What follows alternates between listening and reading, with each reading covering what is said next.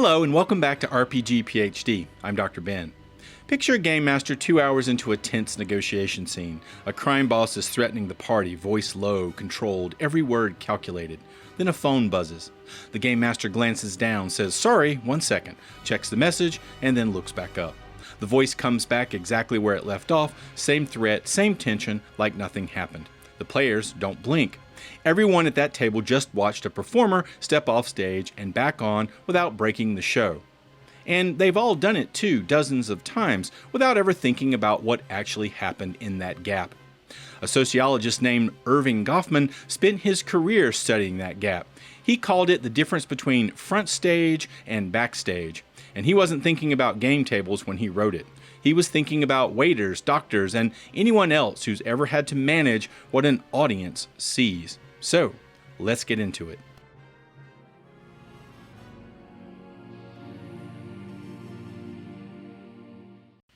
Goffman published his key argument in 1956 in a book called The Presentation of Self in Everyday Life. He wasn't a theater critic or writing advice for actors, he was a sociologist, and his claim was stranger than life is like a play. He argued that ordinary social interaction already has the exact structure of theater, whether the people involved know it or not. In other words, you don't have to be performing on purpose to be performing. In Goffman's framework, performer and audience don't mean actor and theater goer. They mean something much broader. A performer is anyone engaged in a given interaction who is presenting themselves in a way meant to influence how others perceive them. That includes literally everyone at some point, since Goffman's whole argument is that ordinary people do this constantly, not just professional actors. A waiter is a performer. A doctor delivering a diagnosis is a performer. A game master voicing an NPC is a performer. The role doesn't have to be rehearsed or even conscious. It just has to be shaping an impression. An audience is whoever is present to receive that impression in a given moment. It's not a passive crowd watching a show. Goffman's audience is actively interpreting what it sees and forming conclusions the former is trying to manage. At a game table, the audience for an NPC's front is the party. The audience for the game master's own front as table host is the group of players as people rather than as characters. The key shift from the everyday meaning of these words: performer and audience aren't fixed roles assigned to certain people. They're positions anyone can occupy depending on who's presenting and who's receiving in that specific moment. A game master performing for the players is also, a second later, part of the audience watching a player's reaction to see if a scene landed. Chekhov and Stanislavski built systems for actors, how to construct a believable inner life for a role you know you're stepping into, and you can check out my videos about both of them linked below. But Goffman skipped the knowing part entirely. He watched waiters, doctors, shopkeepers, people who'd never call what they do a performance, and found the same mechanics anyway. A waiter might be warm and attentive at the table, then drop the smile the second the kitchen door swings shut. A game master sits in a stranger version of that same structure than any of Goffman's original examples. A game master manages a dozen fronts running at once, one for every NPC in the scene, while also managing a separate front as the person hosting the table, and has to keep them all from bleeding into each other in front of an audience that's watching the whole thing happen live. Chekhov never had to solve that problem, neither did the waiter. So, here's the question this framework is answering. When a game master drops a villain's voice to check a phone and picks it back up without losing the room, what exactly crossed a line and what stayed on one side of it? Goffman had names for both: front stage and backstage. Goffman didn't mean public and private when he said front stage and backstage, even though the terms sound like they should relate. A front stage region is wherever a performance is currently happening for an audience. A backstage region is wherever the performer can step out of that performance, out of the audience's view, and prepare, relax, or contradict the impression they just gave. Location doesn't decide which is which. The audience's presence does. Many game masters already own the clearest version of this boundary in the hobby, and it might be sitting in front of them. The game master screen isn't concealment for its own sake. Half-finished stat blocks live behind it. So does the Game Master's actual uncertainty about what happens if the party takes a left turn instead of a right one. None of that crosses the screen. What crosses is the voice, the ruling, the description, the performance. Players know there's a screen. They know things are happening behind it. The screen still works the way a stage curtain works. Not secrecy exactly, an agreed line between two regions that both sides accept. This gets more interesting once you notice a Game Master is running that boundary in more than one direction simultaneously. There's the screen itself, notes versus narration. There's also a boundary inside the narration, an NPC's front stage performance to the party, and the Game Master's own backstage awareness of what that NPC is actually planning. The Game Master screen doesn't have to be a physical object on the table. It can be metaphorical. Any boundary, a pause before answering, a private note, a moment of composure that keeps the backstage running the game separate from what actually reaches the players. A crime boss threatening the table is a front. The Game Master already knows whether the threat is real, whether the boss is bluffing, whether he'll fold the second someone calls him on it. And none of that crosses into the room until the Game Master decides it does. Design has already built tools around collapsing or preserving that second boundary on purpose. A system where players roll the Game Master's moves for them, or where dice are rolled face up on the table, is deliberately pulling something out of backstage and putting it in the front stage. It's a different agreement about which regions the audience gets access to, and it changes what kind of trust holds the table together. A table running fully transparent mechanics might be trusting the math, and a table running a closed screen might be trusting the Game Master. Goffman had a term for a narrower version of this problem as well: audience segregation, keeping separate audiences from accessing the same performance in ways that would contradict each other. A Game Master texting one player a private clue about an NPC's real motive, then running that same NPC's public front for the whole table a little later, is doing audience segregation exactly the way Goffman described it. Two audiences, two versions of the truth, one performer holding both without either audience catching the seam.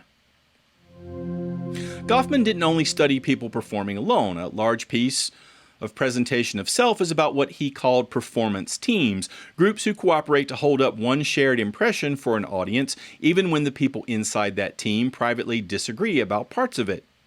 A restaurant staff is a team. The waiter, the host, and the kitchen are all maintaining one front: calm, competent service, regardless of what's actually happening behind the door. A gaming table is often a performance team, and it's usually invisible when it works. A player invents a detail about an NPC mid-scene, something the Game Master never planted. A scar, a nervous habit, a name for a background character who was never going to get one. The Game Master picks it up and runs with it. That's the whole team protecting a shared front the way Goffman's waitstaff protect the dining room's front, even when something's gone wrong in the kitchen. Nobody breaks character to argue continuity in front of the audience. The correction, if there is one, happens backstage, after the scene, rather than during it. Some systems have taken this informal table behavior and made it the actual mechanism instead of a background courtesy. Game Masterless or Game Master full games, and a lot of powered by the apocalypse adjacent hacks that hand players narrative authority over parts of the fiction, aren't asking the table to be a team as a nice to have. They're built assuming it already is one, and the rules just formalize what Goffman would have recognized as team performance happening by agreement rather than by accident.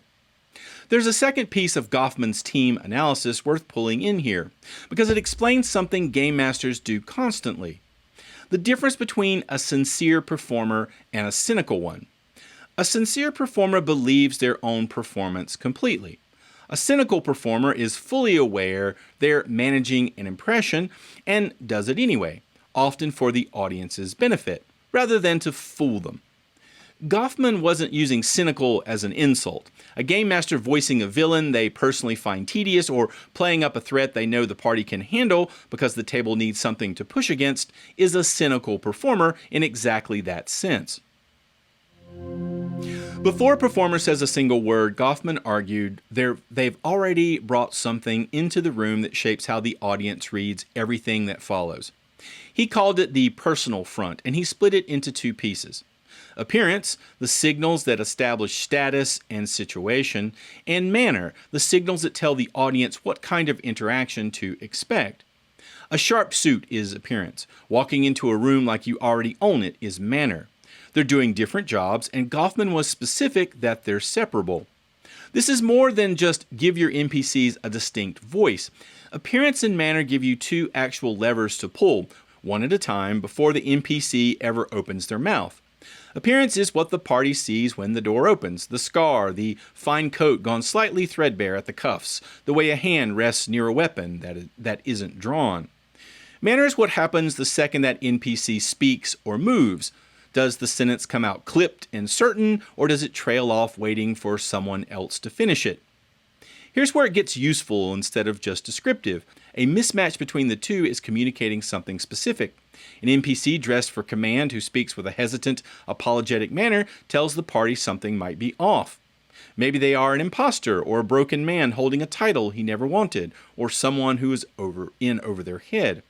A game master who understands the split can build that tension on purpose instead of stumbling into it by accident and wondering why the table got suspicious of the wrong thing. In this view, every player at the table is running two performances at once. One is the character, a front stage act aimed at the fiction, the other party members, and the game master's NPCs. The other is the player themselves, a separate front stage act aimed at the actual humans sitting around the table. These two fronts are not the same audience, even though they're happening in the same room at the same time. Most of what gets called breaking immersion is actually a visible seam between these two fronts, not necessarily a failure of either one. A player mid-scene stops to ask if everyone's doing okay after a heavy moment. A game master who reads that as disengagement, as a player who couldn't stay in it, might be misreading what just happened. The character front stepped back so the player front could do table maintenance, check in on a friend, read the room, and then the character front picked back up a few seconds later. That might just be a working table, doing exactly what a working table is supposed to do. Here's the sharper version of the problem. Those two fronts don't always want the same thing, and a table that's never explored the gap might treat disagreements as a character problem when it's actually a player problem underneath, or vice versa. A player pushing their character toward a reckless, table-disturbing choice might be doing that because the character calls for it, or might be doing it because the player wants more spotlight and doesn't have another way to ask for it. A game master who only ever reads the character front might keep trying to solve the wrong problem. Certain tools exist to give players a clean way to move between these two fronts without it reading as a break in the show. An X card, a line drawn in session 0, an open door policy for stepping away. These tools are not just about avoiding harmful things, even though that's usually how they get framed. They're formal, agreed upon crossings between the character's front stage and the player's backstage. A sanctioned door instead of an awkward stumble through the wall. A table that has one doesn't need to guess mid-scene whether a hesitation is the character or the person. There's already a mechanism for saying which one it is. Goffman kept working after presentation of Self, and in 1963 he published a follow-up called Stigma, narrower in focus, but useful here as an extension rather than a separate framework. The question in this book isn't how people manage an impression in general, it's how people manage an impression around something specific they're actively hiding. Information that would collapse the whole performance if the audience got a hold of it. He called someone carrying that kind of secret discreditable, a performer whose front holds up only as long as one particular fact stays backstage. This idea is part of the entire mechanical shape of the secretive player character, the hidden identity NPC, in every mistaken identity plot a game master has ever run. The disguised noble traveling with the party member who used to work for the villain, the innkeeper who's actually the retired assassin everyone's looking for.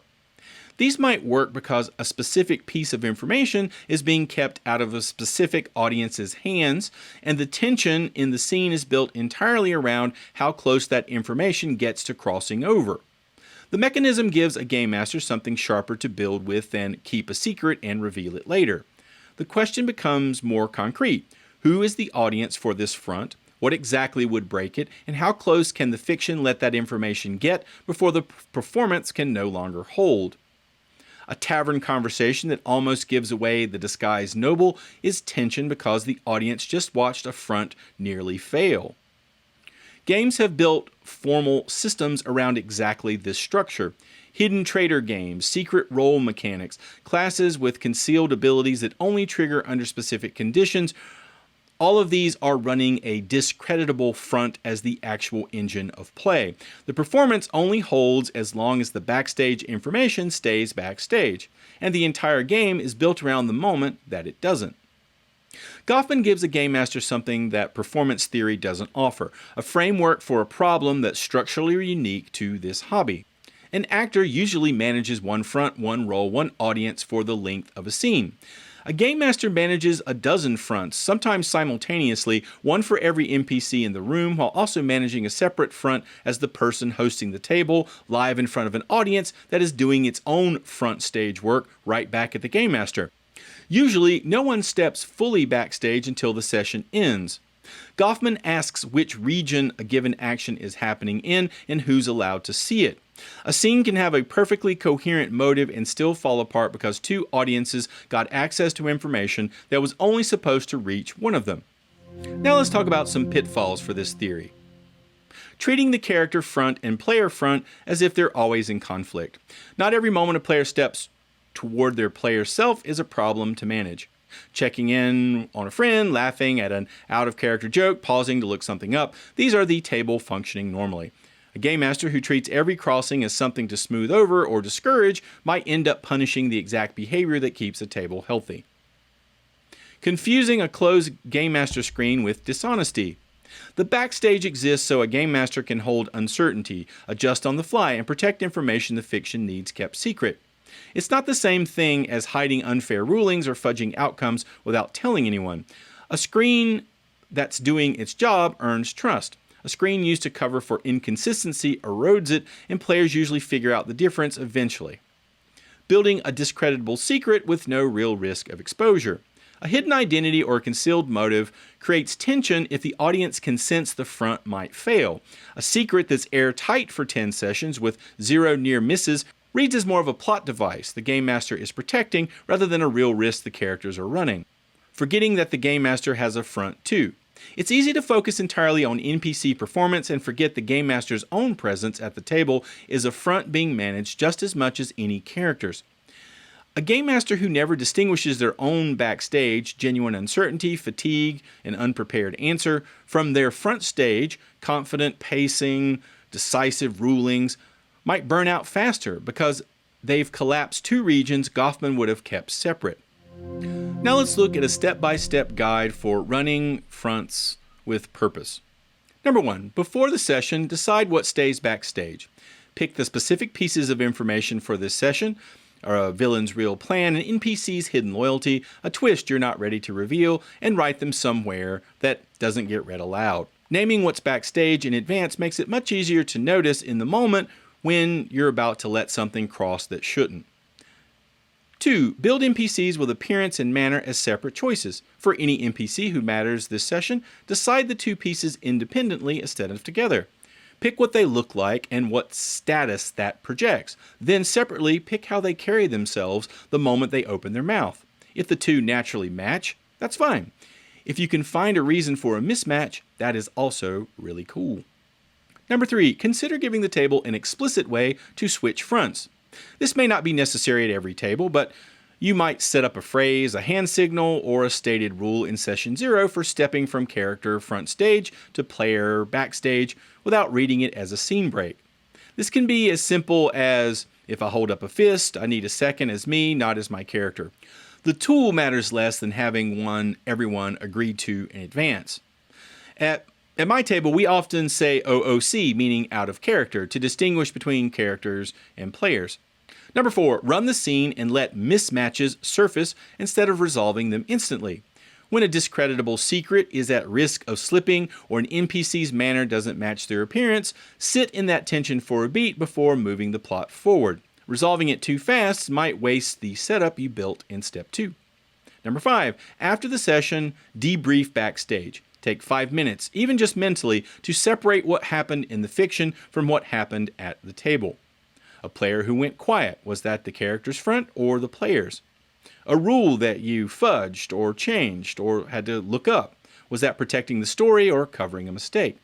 This is where the Game Master's own backstage does its real work, sorting what to carry into the next session and what to let go of. Number 6, adjust what's backstage as the campaign moves. Information that needed protecting in session 5 might be safe to move front stage by session 8 or 9. So revisit your own list from step 1 periodically. A front that never changes might start feeling more like a wall.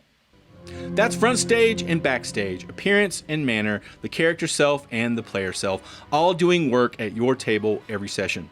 If this gave you a new way to look at your own table, hit that like button, consider subscribing, join us over on Discord, and drop a comment with your experience of running fronts. And share this with a gamer you think might find it interesting. As always, thanks for watching. See you next time.